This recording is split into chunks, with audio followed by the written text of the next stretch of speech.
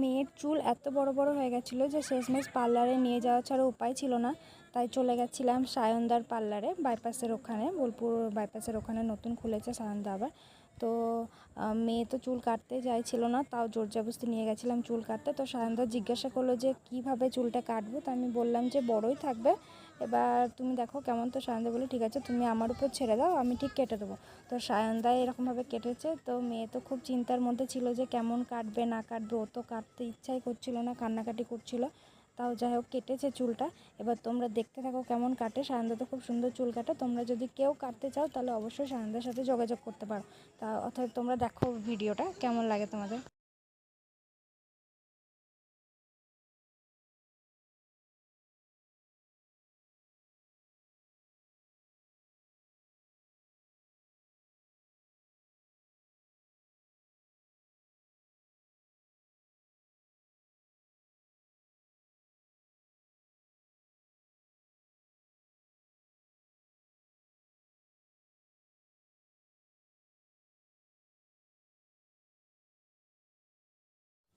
তোমরা দেখতেই পেলে কেমন চুলটা কেটেছে, সবার কেমন লেগেছে প্লিজ একটু কমেন্টে জানাবে।